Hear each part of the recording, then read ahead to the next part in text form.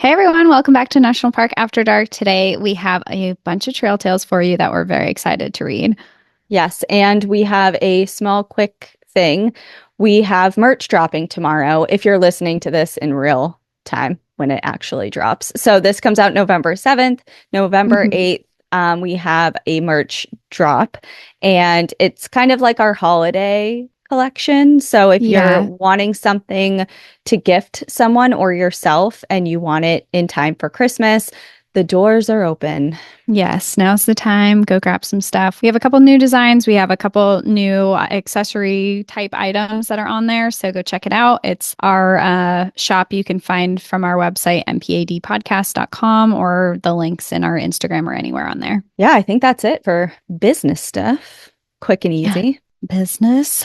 And on to further, more important business, not more important, but also important, is we have a lot of trail tales today. Would you like to go first or second? Second, please. Second. Okay. Wasn't expecting that. Okay, I'm ready. Okay. Surprise. Surprise. Okay, mine is titled, my first one is titled, I Found a Confession Note. Hello to my mountain mama besties who had no idea I existed until now. Smiley face. My name is Jordan and I have changed the other names in this story, so read away. Sorry in advance for the length, but I think it's worth the read. We like long stories. For some brief backstory, my ex Sean and I worked for 2 summers working for an outdoor magazine. We did 2 laps around the country making photo and video content about the amazing areas we were in with the gear we were using and tons of educational and safety tips and tricks about being outdoors. On paper, I know this sounds like a dream job, but in reality, it was one of the most challenging and difficult seasons of my life for reasons we don't have time to get into. Nevertheless, I got to see and experience some absolutely incredible things that year and a half, and I have a ton of stories I could write to you guys. But I decided to tell this one first because it's the one that gives people the bug eye, mouth open look when I tell them. So let's jump in. While bopping around the beautiful Northeast at the start of our first lap around the country, Sean and I decided we wanted to do a backpacking trip in the Adirondack Mountains in upstate New York. That's so crazy because I'm going to the Adirondacks this weekend. Oh God, I'm going to the Adirondacks this weekend. Are you going to scare me? Um, No, I don't think so. Having roughly 24 hours of downtime before needing to be on the trail, we went to a nearby brewery to plan out the logistics of our trip and decide what kind of creative content we wanted to capture. This is where we met Ranger James. We all really hit it off, and after about 4 or so beers, we walked away with a healthy buzz, a new friend, and all kinds of insider knowledge of the area that we were about to embark on. We couldn't have known this at the time, but befriending James was going to be very helpful in just about 48 hours. The next day, we set out on our trip. The plan was to hike up to Mount Colden for dinner and sunset, camp in one of the designated spots at the bottom of the mountain, and then head back to our car the next day. The first day went great overall. The hike up to Mount Colden was harder than I expected, but the sunset at the top was spectacular. Just as we planned, we woke up the next day, ate breakfast, and packed up our gear, then started the trek to the car. We had been walking among the trees in silence for a while, likely deep in our own worlds, enjoying the soft sounds of the forest or the patterns of our own footsteps. Sean was a little ahead of me on the trail, just out of sight, when all of a sudden the trees opened up to a beautiful creek with a little waterfall. I stopped for a minute to admire the stark change in scenery after miles of nothing but trees. When I saw it, on the ground was a perfectly placed, large piece of birch bark about the length of my arm. I had never seen a piece of birch bark that big, and I'm definitely the look at this cool thing I found girl, so I bent down and picked it up. As I grabbed the bark, I saw it very clear. Blue ink, a handwritten note that said, "The body is in the lake." I felt chills run up my body and the blood drain from my face as I registered what I was reading. Surely this was just some silly teenager's idea of a prank, right? I was almost able to convince myself of that idea, except for one thing. There was a phone number under the confession, which made the idea of a prank seem unlikely. I whipped my head around like a wild woman, eyes wide and scanning the forest for any sign of movement. Nothing. I called out to Sean and he hurried over to me with our 2 German shepherds, and I immediately felt a little safer in their presence. We both stood staring at the note and we decided to take pictures of where we found it and pinpoint on the map exactly where we were. Then, since my fingerprints were already on it, I carefully folded it in half and tucked it under the lid of my backpack, but not actually in my backpack, if that makes sense. In hindsight, I probably should have left it where I found it, but I was in shock and not really thinking straight. Whoever put that note there wanted it to be found. They wanted to come clean about something they did or witnessed. I figured the note must have been put there somewhat recently because there wasn't a rock or anything on top of it to secure it from being blown away, and there weren't any ink blotches that would suggest it had been there during a recent rainstorm. My mind was spinning. But we had roughly 6 miles back to the car and nighttime was approaching. We had no choice but to keep walking, but I was terrified. I convinced myself that every snap of a twig or rustle of the leaves was the murderer hiding just around the corner or behind a tree, waiting for the perfect opportunity to make his move. About a mile or so down the trail, we saw something else. We crossed another smaller creek where there was a bright pink t-shirt perfectly laid out on a large rock. When we got closer to it, we saw that it had a picture of a girl and it said missing right above it. Who knows if these two things were related or not, but it sure seemed like they were. Again, we felt chills and took pictures, but this time we left the evidence where it was and kept going. We did not want to be walking in these woods in the dark. I don't remember much of the hike after that, but we finally got back to the car around dusk and immediately called our new ranger friend, James. We arrived at his house about an hour later to show him what we had found. I pulled out the note and handed it to him, partially expecting him to laugh and say something like, "Oh, I'm sure it's just some local kids trying to spook hikers." Part of me was honestly hoping for a lighthearted response from him to ease the fear I had experienced the last few hours. But he took this very, very seriously. He studied the note and had us send him all the pictures we took, as well as the coordinates on the map where we found it. We camped in his backyard that night, and in the morning, we said our goodbyes and set out for our next destination. Unfortunately, I have no idea what happened after that. Sean and I split over 2 years ago, and I don't have any contact with the ranger. I hate that I can't remember the name of the girl who was on that pink t-shirt, but to this day, I occasionally search online about bodies found in lakes in the Adirondack Mountains. I think about that note a lot.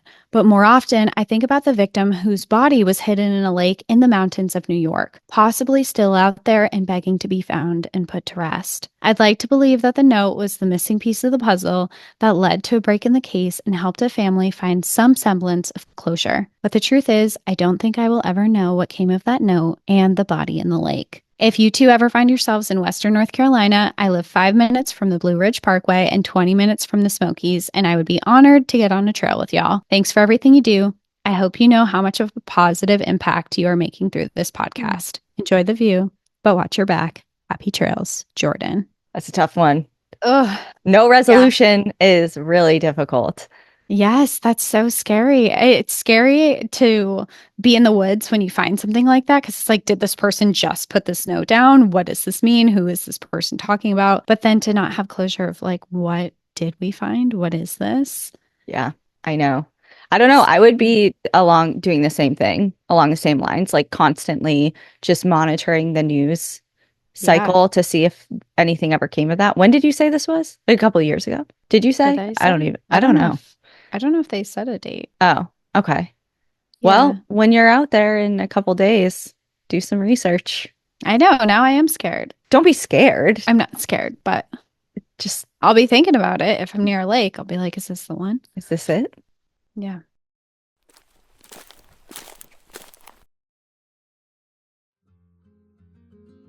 If you've been a longtime listener, you know Cassie and I both have dogs, and they're our entire worlds. So we're thrilled to talk to you fellow dog lovers out there about Olli. Clean, fresh nutrition your pup needs in 5 flavors they'll drool over. Today's episode is brought to you by Olli, who have mastered a perfectly portioned, whole fresh food diet made right here in the US with no harmful fillers or preservatives. All Olli's ingredients are carefully sourced from trusted growers and producers and are served in 5 protein-first recipes. Chaska's favorite is the fresh turkey and blueberry recipe, but he is not one to turn his nose up to any of their recipes, which is such a relief for me. I had mentioned in episodes before that after his brother Blue passed away, he kind of went on food strike with his old food. He literally would not eat a single bite for days at a time, and I was getting really concerned. But as soon as I put down a bowl of Olli, his interest came back twofold. It's super easy to get started. Just introduce Olli to your pup through a short quiz.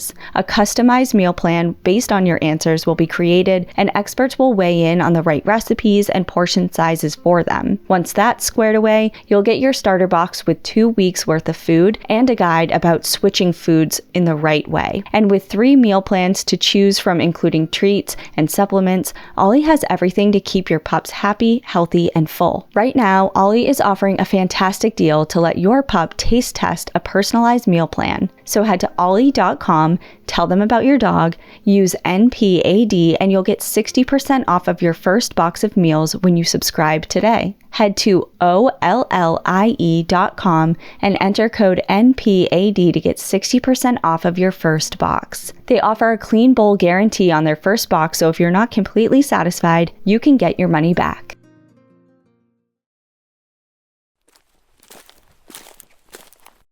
Okay, my first story is titled Wildlife Biologists Stopped by Cops in Urban National Park. Hi, Cassie and Danielle. My name is Nicole. My trail tale occurred in a pretty unique place, which is Ojibwe Prairie Nature Reserve in Windsor, Ontario, which is in the process of transitioning into Canada's second only national urban park. This area is extremely biologically significant, holding some of the largest remaining oak savanna and tall grass prairie habitat in the middle of a city, which also happens to be right across a river from Detroit, Michigan. Okay, now I'll get into the story.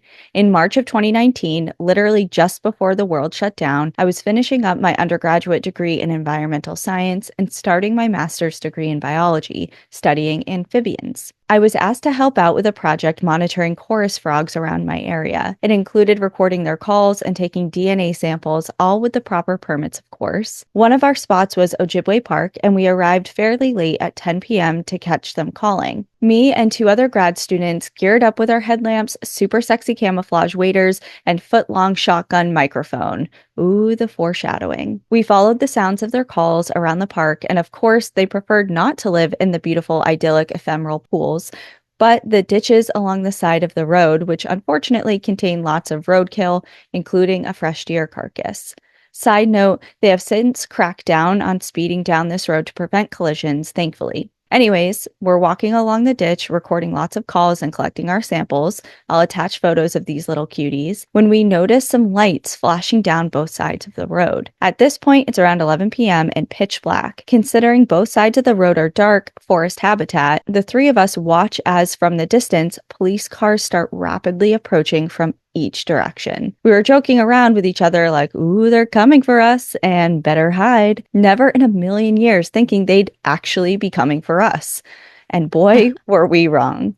About 9 or 10 cruisers skirted up and flanked us on either side of the road. A few officers step out, and the next thing we know, we're having guns pointed at us, asking what we're doing. It turns out that someone driving past us called the police, thinking that we were poachers in the park with a shotgun. The 3 of us were stunned, with our hands up, shakily explaining we were just biologists monitoring frogs. And I'm sure one of us exclaimed, "We're scientists. We have the proper permits, I swear." As soon as we explained the situation, it immediately de-escalated, and we all had a chuckle about how much of a misunderstanding it all was, us a bit more nervously than them. I think after everyone left and our heart rate stabilized, the 3 of us decided to call it a night. I attached a photo of one of my colleagues from that night, Lincoln, with our shotgun, quote unquote. My friends and I still laugh about it to this day, but looking back, part of me was glad that the people in my community care so much about Ojibwe to try and protect it from poaching. Well, that's my story. Thanks for listening and doing what you do. If you ever find yourself in the area, do yourself a favor and visit Ojibwe Park. It truly is a hidden gem of endangered habitat, which you're unlikely to see in the rest of Canada. Toodaloo, Nicole. Wow. I mean, it is nice to know that people care that much and call, but oh, that would be so intimidating to be surrounded by police with their guns drawn at you. And you're like, I'm just a scientist. Like, I'm not doing anything. What is going on? I'm here for the frogs. I'm here for the frogs. Just imagine. That is So so funny. scary. That is terrifying. It's just kind of funny. I mean, it is, I'm sure, pretty scary, but especially the lead up to of like, wonder where they're going, you know, Yeah, like, oh, someone's in trouble. and it's you. Yeah. Yeah, I had this isn't even close to that experience, but just reminds me of it because I used to live in a condo and there was like, I think there's like 12 condos or something like that. And we were like pretty much in the center of them. And one day I'm sitting working and suddenly the whole condo gets surrounded by state troopers and they're all outside. I don't think that they definitely didn't have their guns drawn, but they were just like, there was like six or seven, and they're like walking in the backyard, they're walking around the front. I'm like, what's going on? And me, I'm like, well, just nosy old me. I'm like, well, the dogs should probably go for a walk right now It's like so I it's could about see that what's going time. on. Yeah, so I like take the dog out to go for a walk and I'm like, "Oh, hey, like how are you guys?" And they're like, "Hi." And they say someone's name and I had just moved in, so I didn't know anyone. Yeah. And they're like, "Do you know where so and so lives?" And I was like, "I'm sorry, like I just moved in. I don't know." And then they were at a certain door, and then they showed me a mugshot, and I was like, "Oh, like I have seen that person before, and they don't live at the place that you're knocking on right now. Like they're at a totally different one." And I don't know whatever happened. I have since know the guy that they were like pulling the picture up, and I can't imagine what they wanted him for because he's like very, very nice.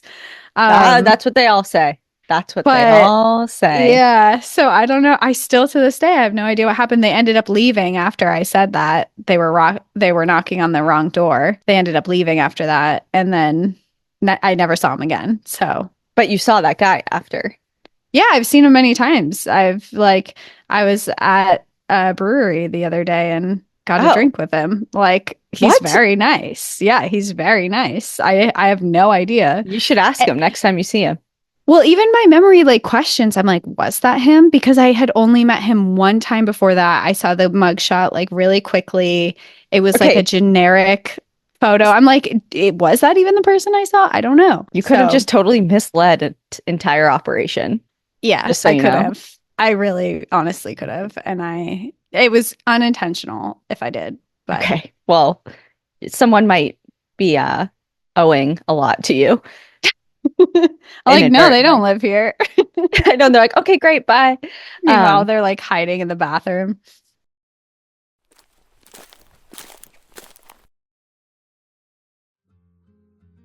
Isn't it odd how the things we used to dread doing we now look forward to? For me, one of those things is laundry. I used to let it pile up and avoid it like the plague. But now I actually enjoy going through the ritual of cleaning and organizing my clothes, and it's made all the better with laundry sauce. This podcast is sponsored by Laundry Sauce, who are the creators of the best smelling, simple to use laundry detergent out there. When I found out they partnered with top fragrance houses throughout the world to develop their designer scents, everything made sense. Because I kid you not, when I got their products in the mail, which before I go on, the unboxing experience, Laundry Sauce, you nailed that. The packaging is sleek and beautiful. Felt like I was opening a luxurious gift instead of just opening a box of detergent, so kudos to you on that. Very impressed. Anyways, the scents are so lovely, and what I love most about them is that I can smell them right away opening the box, but most importantly, that carried through the wash and dry cycles without being totally overpowering. One of their reviews by a gentleman named Tim said, "It's like being transported to a land of bliss." And that's exactly how I feel when I open my closet and just get this fresh whiff of Siberian pine coming from my clothes. They have other great scents like Egyptian rose and Australian sandalwood, and other products, not just laundry pods. They have dryer sheets and fabric softeners and candles and much more. And if for whatever reason you aren't feeling it, send back Laundry Sauce for a full refund with no questions asked. Now is the time to elevate your laundry ritual with Laundry Sauce.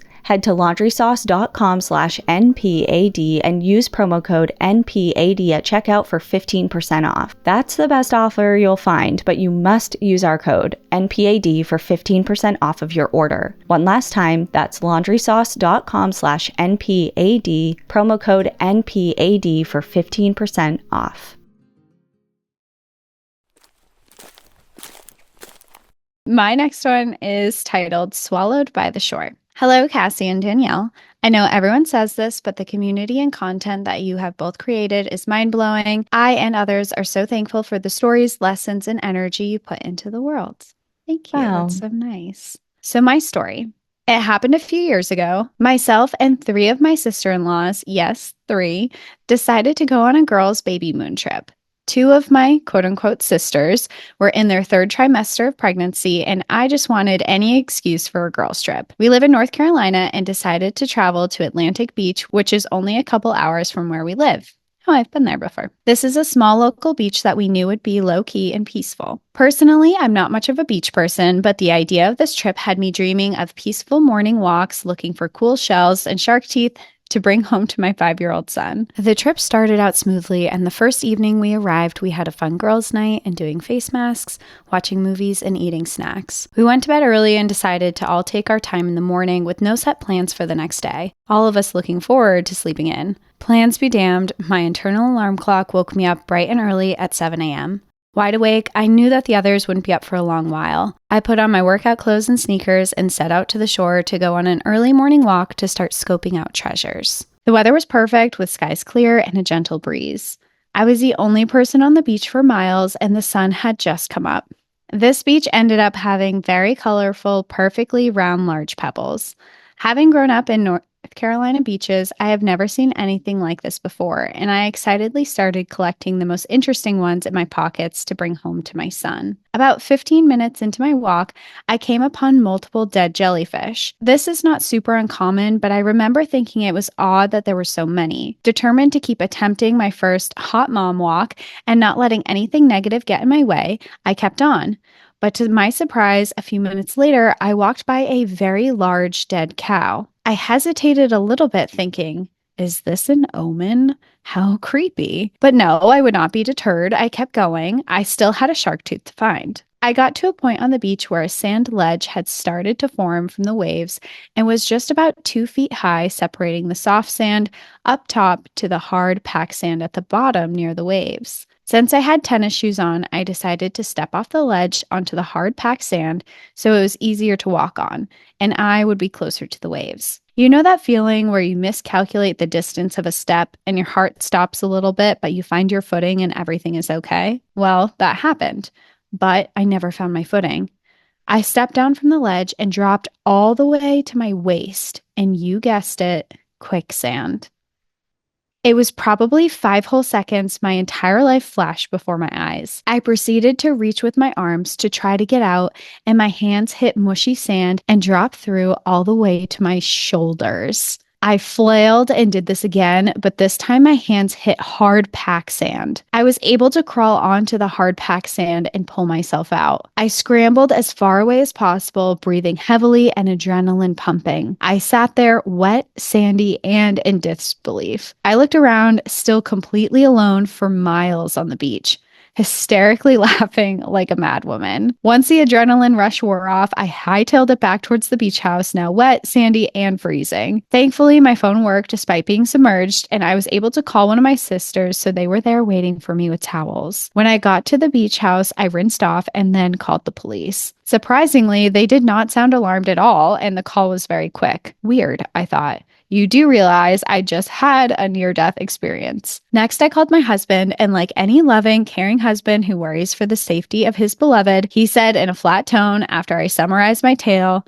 "That is not what you're supposed to do in quicksand. Do you not remember any of the safety skills you were taught as a kid?"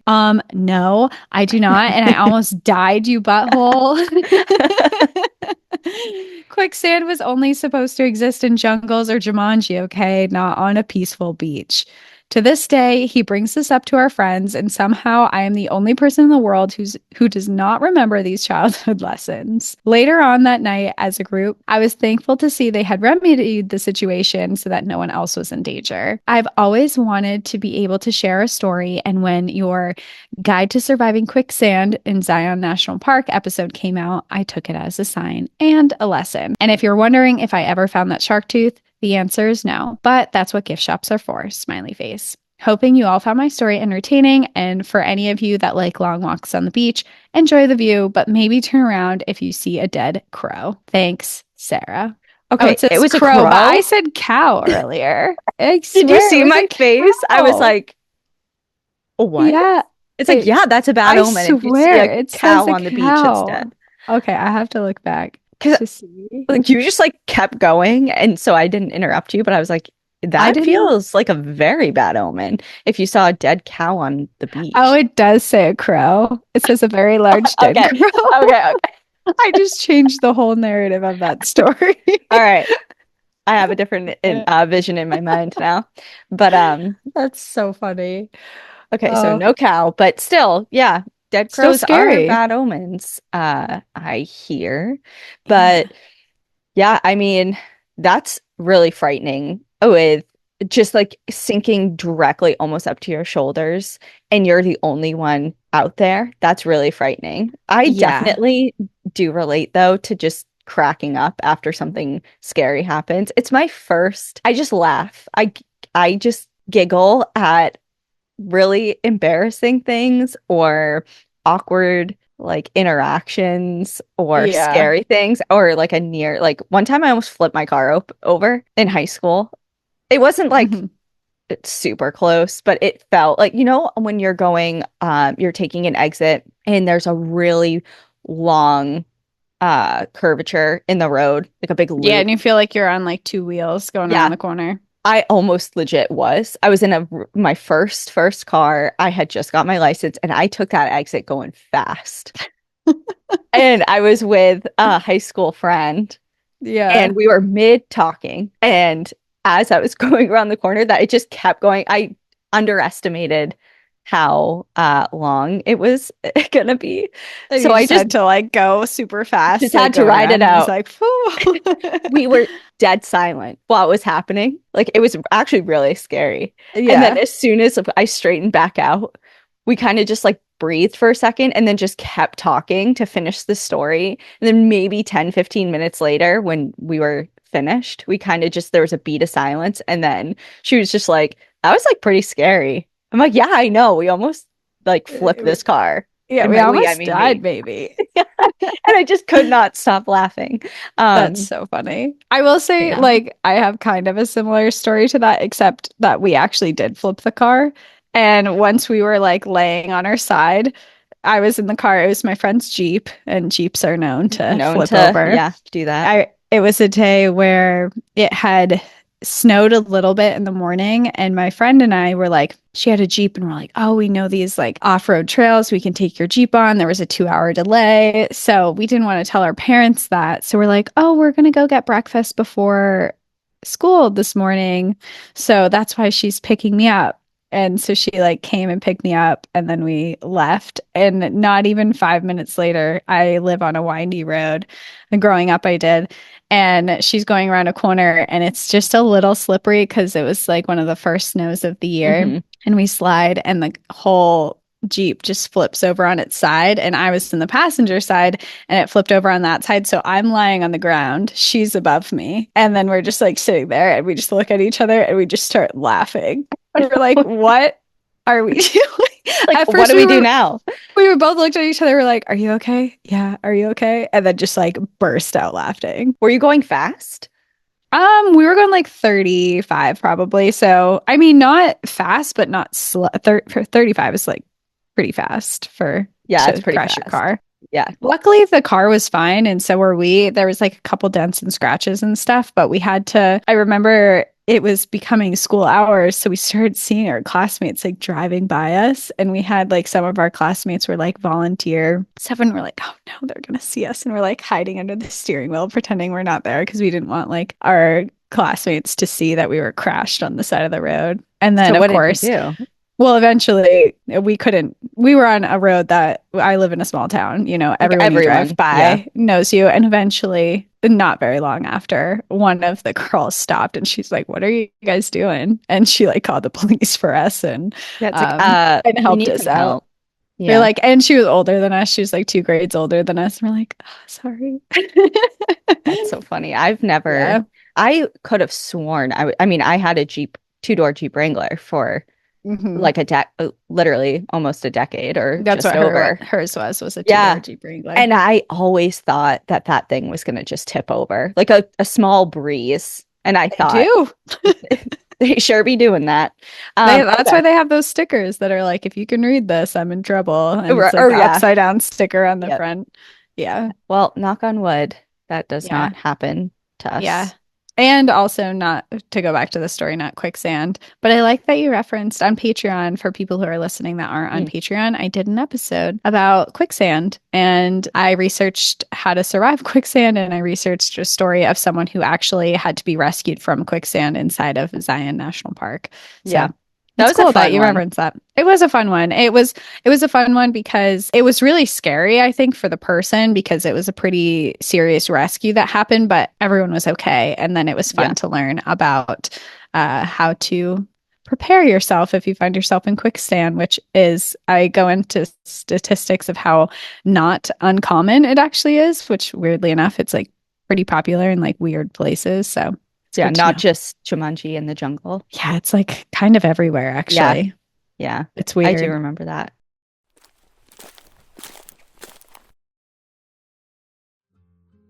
This episode is brought to you by IQ Bar. The holidays are fast approaching, and although that can be a bit stressful for the last-minute holiday shoppers, it comes with a lot of perks like holiday flavors. You can celebrate the season with IQ Bar gingerbread and IQ Joe peppermint mocha flavors for a limited time. Start each day right with IQ Bar's brain and body boosting bars, hydration mixes, and mushroom coffees. Their ultimate sampler pack includes all three, and right now, IQ Bar is offering our podcast listeners an exclusive deal, 20% off of all IQ Bar products, plus free shipping. The limited time flavors are so good, but their other flavors that are on a regular rotation are amazing too. And some of my personal favorites include lemon blueberry, mint chocolate chip, and banana nut. They are all entirely free from gluten, dairy, soy, GMOs, and artificial sweeteners. Their IQ mix is a perfect way to kick off your daily hydration game, as it's a zero sugar drink mix that hydrates with electrolytes, improves mood with magnesium, and boosts clarity with lion's mane adaptogen. And, if you will, a drum roll, my favorite, IQ Joe. It's a jitter-free instant coffee packed with 200 milligrams of natural caffeine and brain and productivity boosting ingredients like magnesium and lion's mane. And with over 15,000 five-star reviews and counting, you can't go wrong with IQ Bar. Right now, IQ Bar is offering our special podcast listeners 20% off of all IQ Bar products, plus get free shipping. To get your 20% off, just text PARK to 64,000. Text PARK to 64,000. That's PARK to 64,000. Message and data rates may apply. See terms for details.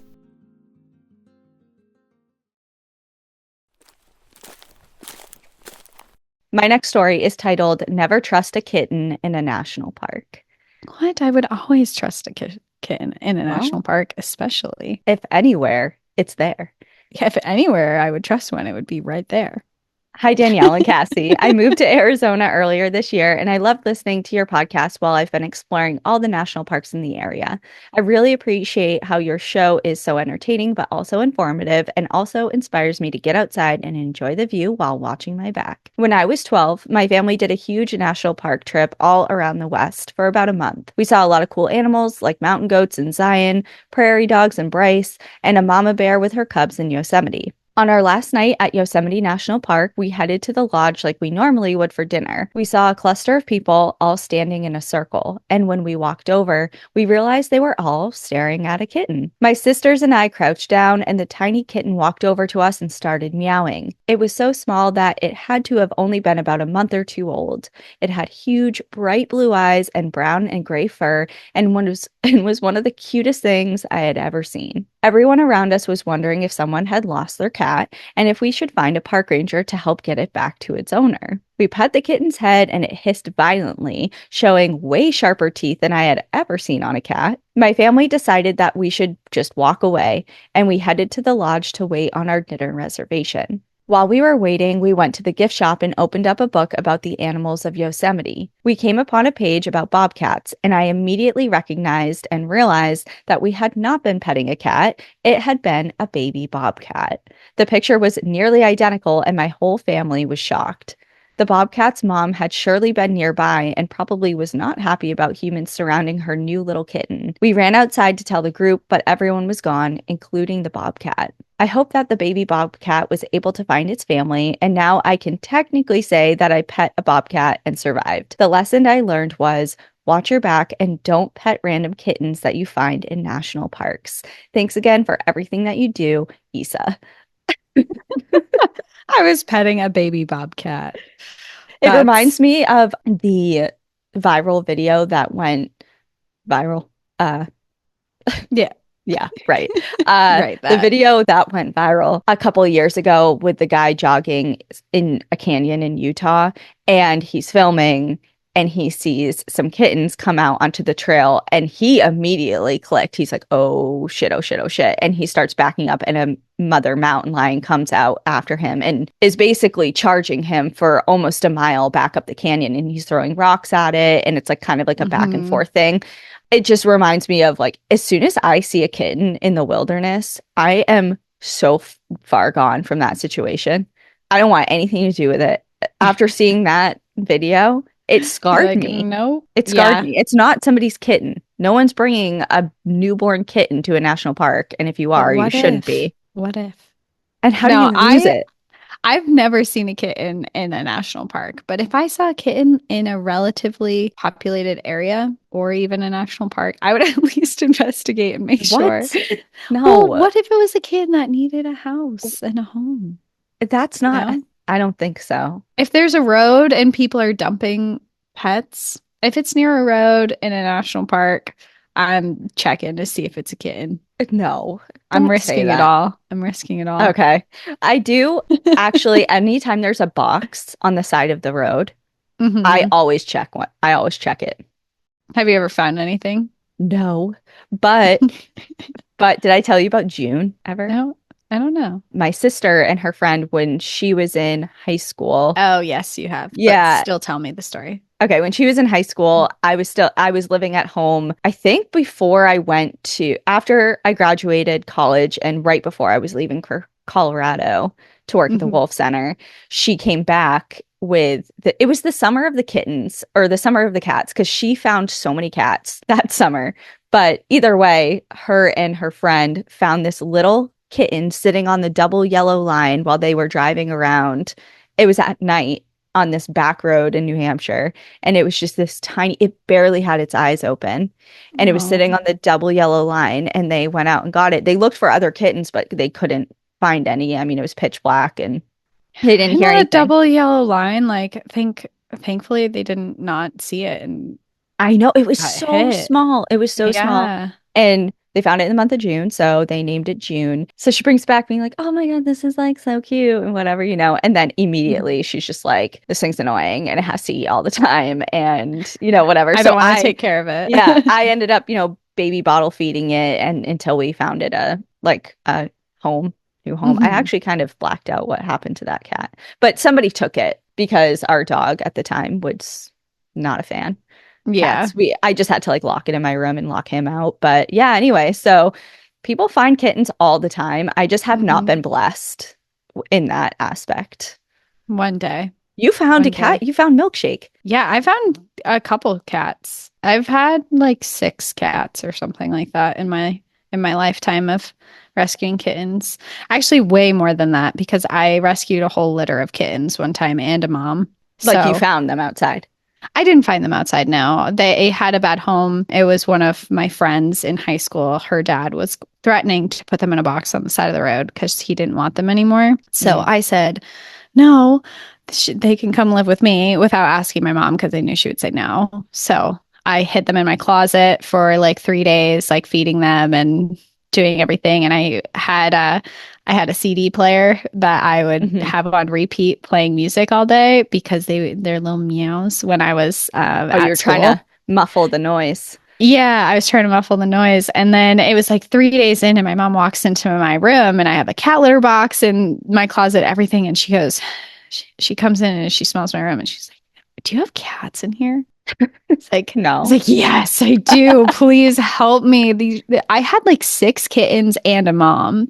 And I was like, please help me. I'm so over my head in these. And she just like looked at me and she got so mad. Like her face was bright red. And she's like, show me where they are. Like she was so mad I brought home all these cats. And I'm like, okay. Like I had no choice at this point, you know? Yeah. I'm like, they're in the closet. And I just like point to my closet. She like looks at me, like gives me like the death stare, like, God, what did you do? And she opens the door and then she like looks at me and she melts and she goes, oh my God, there's kittens in here. And she just like Yeah. was not mad for a single second after that. And she's like, okay. And then she's like, there's a mom in here. And she like totally takes over, starts helping me take care of the kittens, take care of the mom. We ended up having, this was in high school. So we ended up having the mom for the rest of her life. And then that litter, we found homes for all the kittens. And then she had an appointment to be spayed and she got out Oh and she no. got pregnant again. So she had a second litter with us, unfortunately, but not unfortunately, because we ended up keeping two of the kittens from that litter. And then we found homes for the rest of them. And then we had three cats for the whole duration of their lives. Oh. But that's how. And that's how That was my first rescuing cats came to cat be. experience. And then it just kind of like blossomed from there. And just now I spiraled just, in there. yeah, spiraled, blossomed, however you want to look at it. But it was a Yeah. good time. Well, I'm always just on the lookout. Just I'm scanning. I am always Like, scanning I'm the sides of ready. the road. I'm ready to take one home. I literally have I drive with a empty cardboard box with so it's kind of dual purpose because it started as I wanted to collect roadkill when I had the domestic beetles, Right, of course. as one Yeah, when you does. have beetles that needs to eat undead carcasses at your house, as one does, Yes, then you would have a box in your car for that. for that. Of course. Right. Yes. And then once like that hobby was dissipated, I transformed the purpose of the box. I outfitted it with like nice little towels and just like a bunch of like a little water thing and like a water bottle and a little dish. And I have work gloves and it just hangs out in the trunk of my car in case I come across an animal that needs help. It's so sweet. So yeah. I If haven't you used it yet, but it's if we ready. want to add another helping animal story onto our Okay. trail tales, I guess, is recently I saved a vole at my house. Right. Yes. So we were all outside. We were stacking a bunch of wood. It's the season, you know, we had the dogs outside, and Al turns and he sees Ember, our puppy, throw something into the air and then catch it in her mouth. And he goes, oh my God, she has a mouse. I was like, what? And I turn and I run and I'm like, drop it. And I'm running at her. She's like looking at me like I'm a psycho. And she like just has her mouth like closed completely. And she's just looking at me like, why is this crazy lady screaming at me and running Yeah. at me? So I run at her. I grab her mouth. She like has it shut as hard as she can. And I finally pry it open and she just like plops this little vole. Eyes aren't even open yet on the ground. I'm like, no, it's dead. And Al comes over and he's like, no, it's still alive. It's still alive. So I was like, oh, okay. So then I'm looking for the nest everywhere to find Mhm. it because I'm like, if I can put it back in the nest, then the mom will come and it'll be okay. And I can't find the nest anywhere. I don't know where it is. I don't know where she got it. And I'm looking like right where she was in the yard, cannot find it anywhere. So then I call a rehabilitation Woman, number, that lady. woman. It's not the first time I did this either. We did it for a squirrel a few months ago, but I call and there's this woman an hour away from me and she's like, yep, I can take it. That's totally fine. But she had some other things that had to be fed every hour. And she was like, I can't leave my house right now. So you have to come to me. So I take this little vole, wrap it up in like a towel, and then I'm like, okay, I have to go. And we had plans. We had visitors over, we had things that we were doing. And I was like, all right, I have to go. And I just like pack up and go and I thought it was a mouse at the time because it was totally covered in slobber and it looked like it was gray. But then as it dried on the ride there, it turned into like this brownish red color. And I got it to this rehabilitation woman and she goes, oh, by the way, this is a vole that you found. And she was like, I don't think she's like, I'm going to try. I'm going to try and help it, but I'm not sure it's going to survive. It's very lethargic. It's not moving. And I just you should be prepared that this might not go well. I'm like, Hmm. okay, well, thank you for letting me know that. I had to try. I can't just let it like sit and die in the yard now that I rescued it, from being eaten by my dog. And so she's like, okay. And I was like, please text me and let me know like how. And so she texted me like an hour later and she's like, well, good sign. It ate. So that's a promising sign, but still really lethargic. I have no idea what's going to happen. She texted me the following afternoon and she was like, the vole's going to live, doing great, eating, very like up and about, everything's fine. And I was like, okay, the 2 hour drive, like round trip, it was worth saving this This little little vole. guy, Yep. this LG, this little guy. Yep. And then Well, Al was like, well, you just saved it for it to be let go and then eaten by an owl, but I okay. was just about to say that. I was just about to say it's like I just envision this like the doors are opening, the bull is going back out into the wild and just gets immediately scooped up by a bird of prey. Like that's what I just had. I mean, The I don't bird's got to eat too, birds gotta I eat and saved your the bird. conscience has to be Clear. relieved, You just I feel the same way. I wouldn't have been able to be like, well, I guess I hope it It was a lives. baby. It didn't even have its eyes open. I couldn't just leave it on the ground. It would have died in a few hours. Like it was too cold and You yeah, gave it another day, at yeah, least. at least. I mean, it wasn't going to be out and about walking around where predators are for a little while. So probably gave it a couple weeks at least. Well, the world needs hearts like yours, so Thank you. you're welcome. Okay, my last story. Uh, Is it your turn or is it my turn? I'm not sure. Did you just tell me a story? I'm I sorry, I'm think lost. I Is it think wait? you just told me a story. Oh, about the kitten. Oh, yeah, Yeah. you're right. Sorry. Okay. Okay.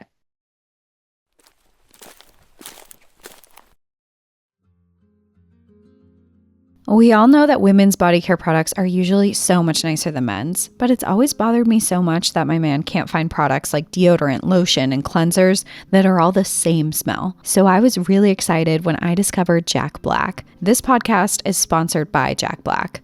Jack Black just came out with 4 new scents of their #1 deodorant, Pit Boss. Their deodorant is the best at controlling odor and wetness no matter what my fiance is doing. Now he can have cleanser, lotion, and antiperspirant all in my favorite scent, which is a total game changer. When I tell you their Black Reserve scent is the best, I mean it's the best. There's something about when a man smells good that makes him so much more attractive, and Black Reserve is this really nice, woody formula with striking notes of cardamom and cedarwood.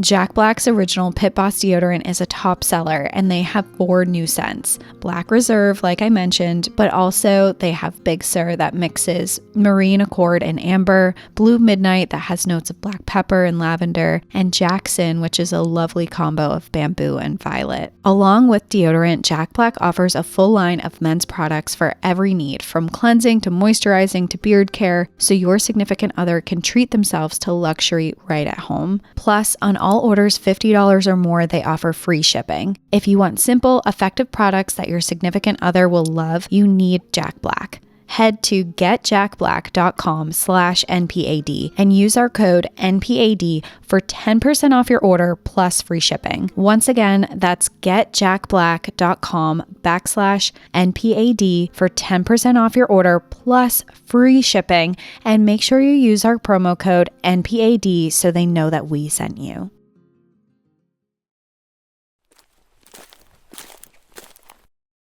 My last story, before we get on to the bonus stories that are available on Patreon, is titled Mama Bear Grizzly Story.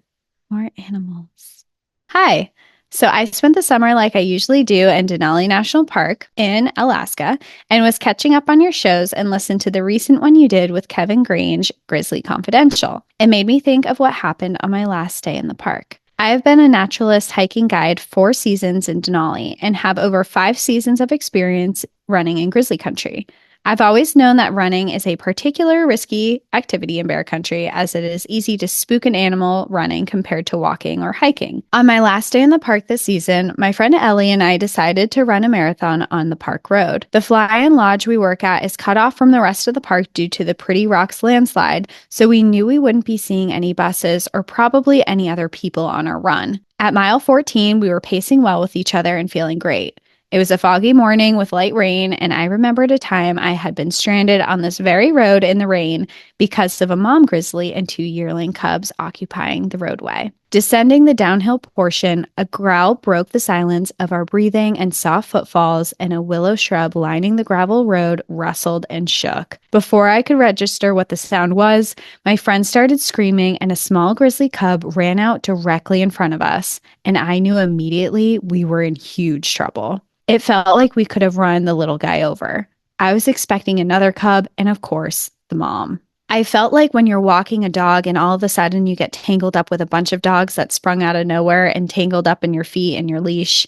The next moment, the mom burst from the shrubby ditch and she was not happy. Teeth showing, the mom charged us. Did I mention she was less than 10 feet away? Within the next second or so, she was almost within arm's reach, and I felt like a mauling was inevitable. Because we were running downhill and everything happened so quickly, it was very hard to stop running. My friend and I swerved into the opposite ditch of one of the open lane gravel road, and we were pinned between the angry roaring bear and a steep shrub-covered embankment. Without thinking, I pivoted to get back up on the road and retreat back up the hill from where we came. But the words I always tell my clients came to mind. Never run away from a bear. As I stepped back up onto the road, I reached into the chest pouch of my running vest for my bear spray. I quickly slid back the safety, squared up to the bear, held down the button, released the entire can of bear spray at point blank, and braced for impact. Did I mention I've never deployed bear spray before? Ever? The bear disappeared behind the opaque cloud of intense pepper spray, and I took a few steps backward to avoid getting the spray in my eyes and on my skin. As the cloud dispersed, the bear, who had stopped charging me, paused. Then she started to charge again. In my backpedaling, I had increased the space between us by about 15 to 20 feet. Still way too close. And in that moment, I knew I needed to bluff so hard to avoid another charge. Taking a big step forward, I threw up my hands and started yelling as loudly as I probably ever have in my whole life.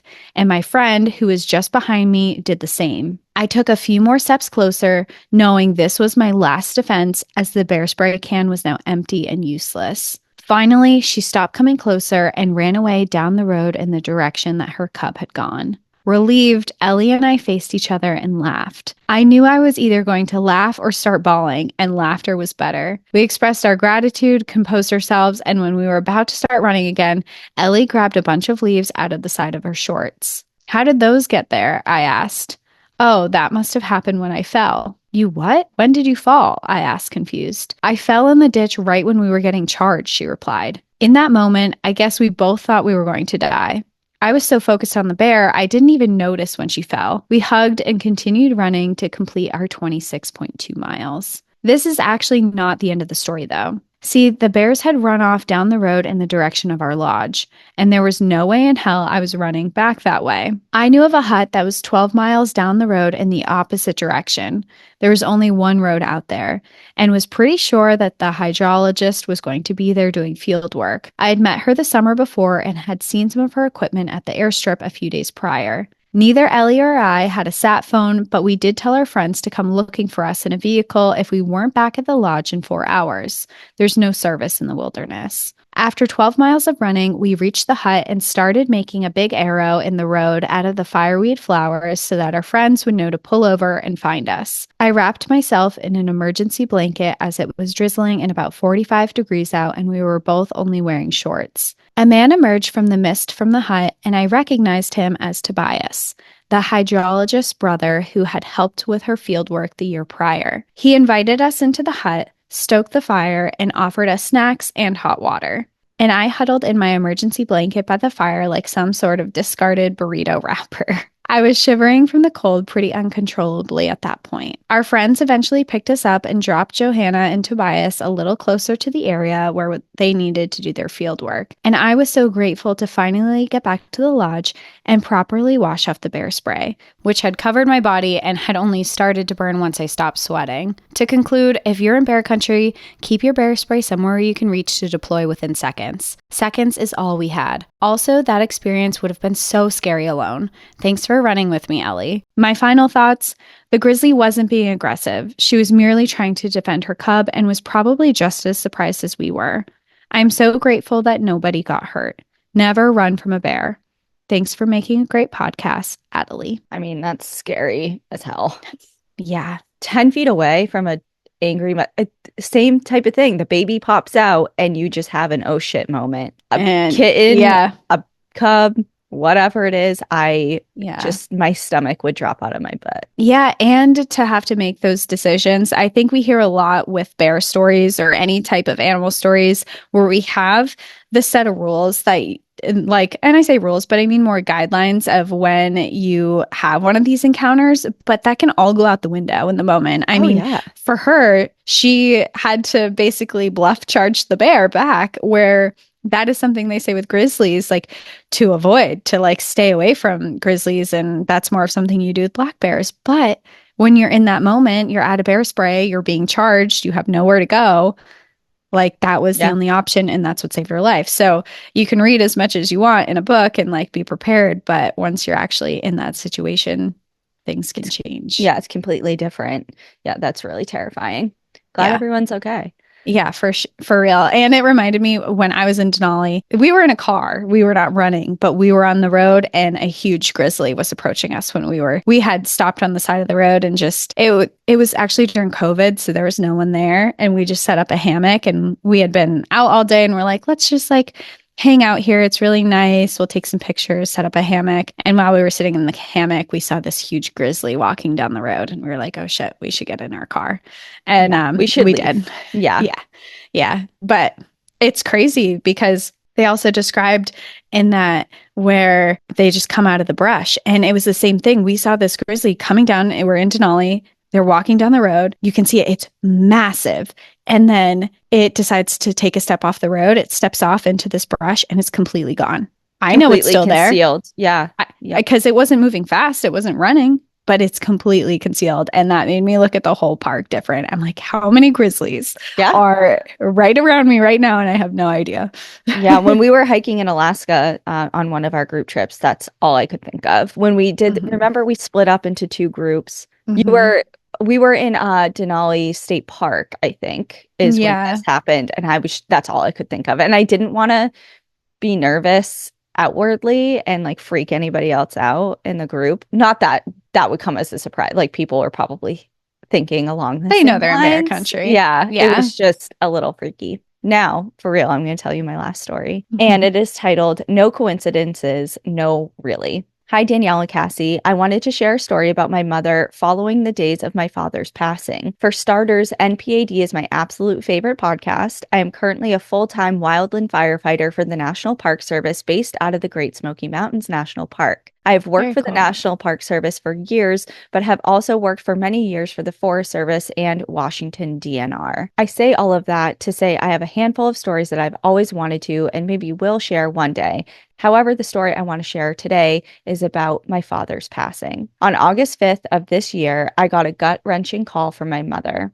I was at a hotel in Portland, Oregon, after 2 weeks of assisting Crater Lake National Park with several large fires. Around 11 p.m., I got a call from my mother. Not unusual, but my mother had just moved back to Indiana, which is 3 hours behind Pacific Standard Time. My intuition knew something was wrong. She proceeded to tell me that she just received the worst phone call of her life. My mom immediately began sobbing on the phone with me, and I asked, What happened? Brandon, my father, had passed away unexpectedly. He had been on a cruise ship with his friends who all shared a birthday just days apart. At dinner, they were all celebrating one friend's birthday when he had suddenly fallen over and stopped breathing. I don't exactly have all of the words to illustrate how I feel since this is so recent, but I can say that his passing is a monumental challenge for all of my family to grieve. To give some context in the story, my mother had just moved back to her home in West Baden Springs, Indiana, after living in Van Horn, Texas with my father. The intent for her move was to be closer to my aging grandmother. It was a really tough decision for my mother to make, as this move meant leaving my father behind until he found a job that brought him closer to home. She knew her time with my grandmother was limited,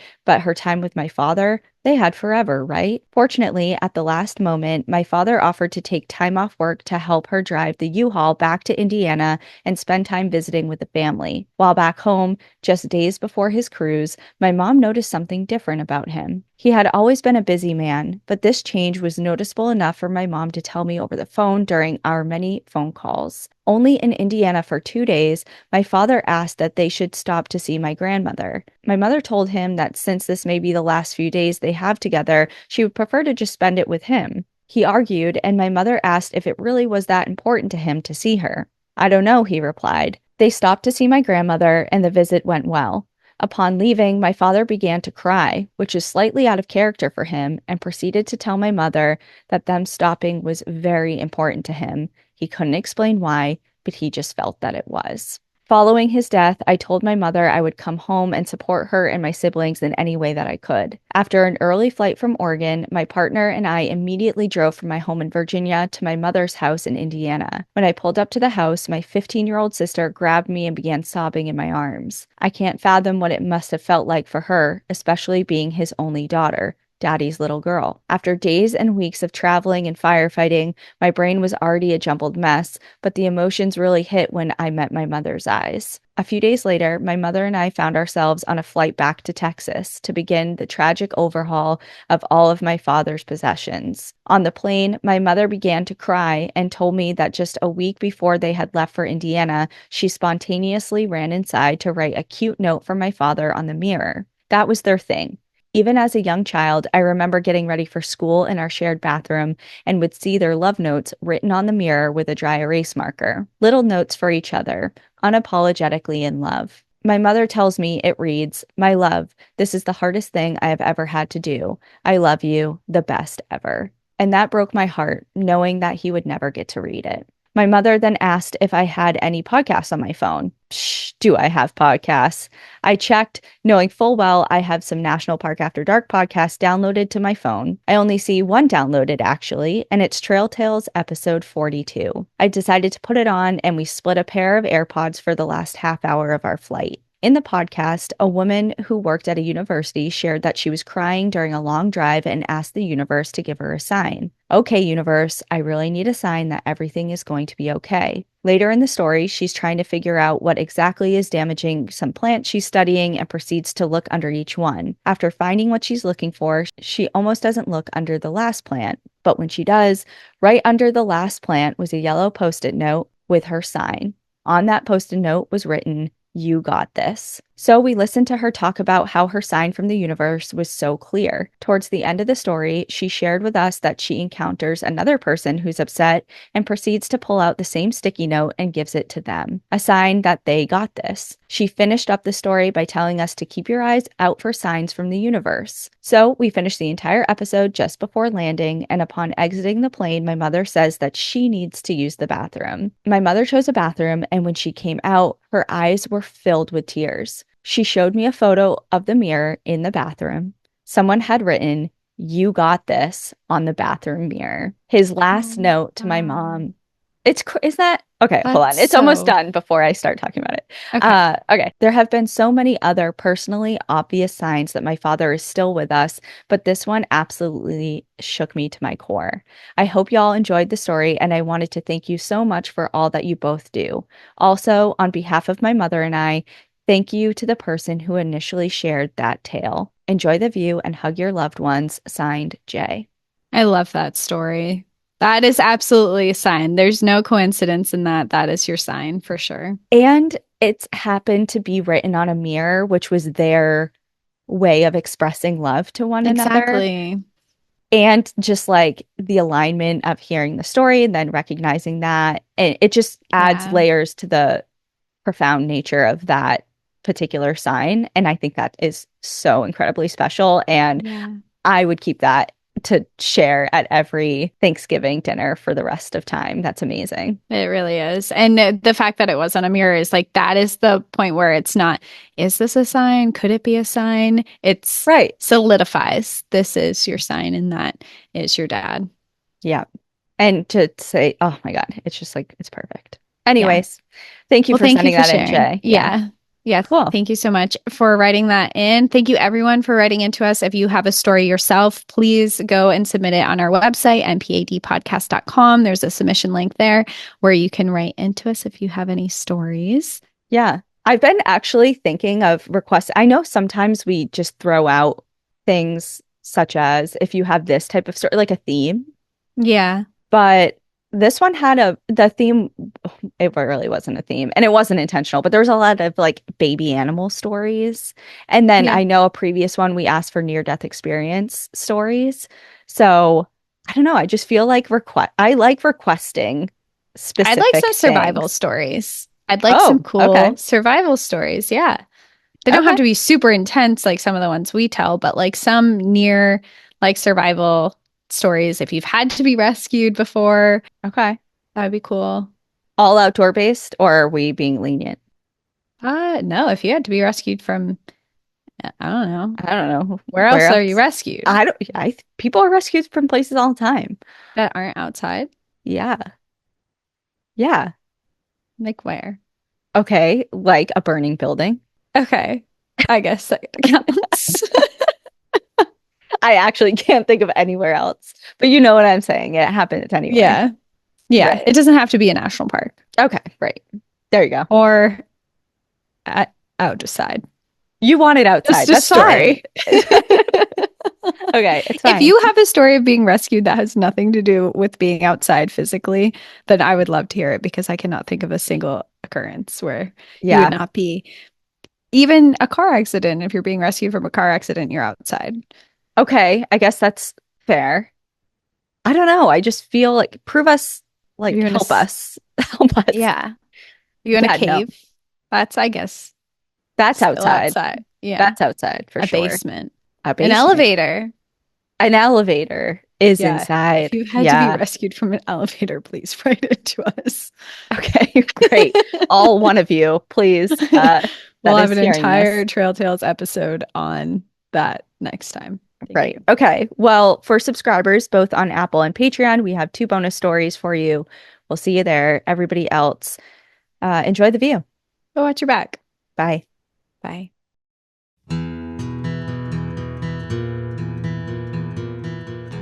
Thank you so much for joining us again this week. If you have a trail tale or story suggestion, send us an email at stories@npadpodcast.com. Follow us on Instagram and Facebook at National Park After Dark and on Twitter at NPAD Podcast. Join our Outsiders Only community on Patreon or Apple subscriptions to listen ad-free, unlock monthly bonus episodes, and exclusive content. And remember, when you support our sponsors, you are supporting our show. For our exclusive discount codes and source information from today's episode, check out the show notes. For more information on our show, our book recommendations, merch updates, and more, visit our website at npadpodcast.com. And please rate, review, and subscribe from wherever you listen to podcasts.